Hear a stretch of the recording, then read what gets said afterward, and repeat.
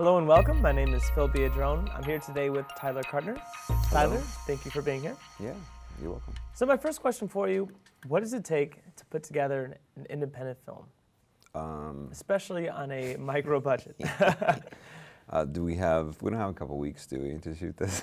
What does it take? If we could boil it down to 5 minutes. You want to boil it down to 5? The essentials. It takes, man, on a micro budget, I mean, micro budgets are my favorite kind of movies to make because everybody wears multiple hats. And even to though specify micro versus ultra or low budget. I'm talking like a $50,000, let's make a feature film. Wow. That's a micro budget. Mm-hmm. That's eating food and saving the scraps for the next meal. No, but what does it take? Oh my God. It takes the money, first of all. You need the nest egg in place. And then a lot of the times you're asking a lot of crew members to work for lower rates. Oh, of course. And they'll do it because either they're new in the industry and they're trying to gain experience or make contacts or whatever it is. And so that in and of itself can be a little bit problematic because people may not be as dedicated to the shoot if they're not getting a full rate, and they end up, substituting themselves out for other crew members, and it can be a very hectic experience. And it's, like I said, it's very difficult to juggle. What does it take to do it? I mean, my God, I've worn the producer hat, I've worn the production sound mixer hat, and I've actually done them both simultaneously.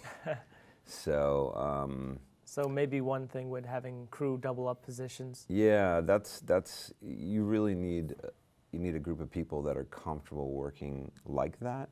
The sort of California, I think, it's a union town, right? So everybody's used to having that one specific role.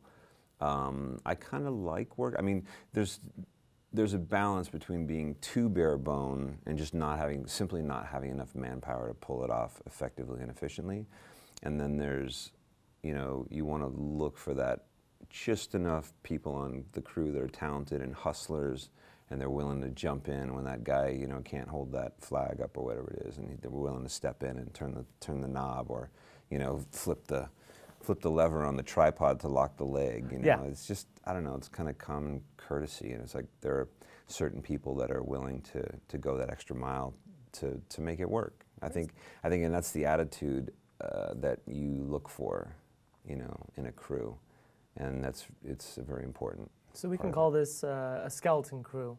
That'd be a bare bones, what's absolutely needed in order to make this film happen. So who are some of the key players of your bare bones skeleton crew that are absolutely needed? Certain positions. Obviously the director. Yeah, obviously the director, the talent, and the producer, associate producer. You need people that are coordinating and organizing. And then you need a really strong camera crew, you should have at least one camera assistant. A lot of time the camera assistant doubles as gaffer. A lot of time the DP is also gaffing. Wow. On that micro budget, I mean, I was mixing and booming at the same time. So I'm wearing my mix bag, lavs on the talent, and booming, right? And so it can be done. It's hectic. And a lot of times they would be like, okay, cut. I'd drop my boom, and I'd pull out my cell phone and be like, why aren't the meals here?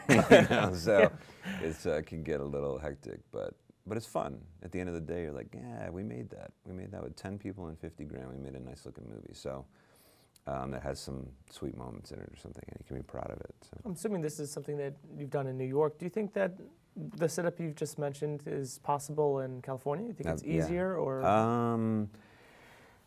I don't know about easier. I think there are certain things about production in LA that are easier than New York. Like I mentioned this in another interview here, but just the fact that you can get a grip truck with a driver for such low cost is better here. But then California permitting is more difficult. So, I don't know how easy or difficult it is to steal shots here on the streets, When you say permitting, you're talking about getting locations? Locations, locking in locations and that kind of thing. So, and insurance and all that stuff. I'm not sure how to compare those two things, but I would assume that if you had $50,000 and a crew willing to work for for peanuts that are dedicated to a project, that you could make that film in California just as easily as you could in New York. I would say that. Great. Well, thank you for your answer, and I'll be right back with another question for you. Okay, thank you.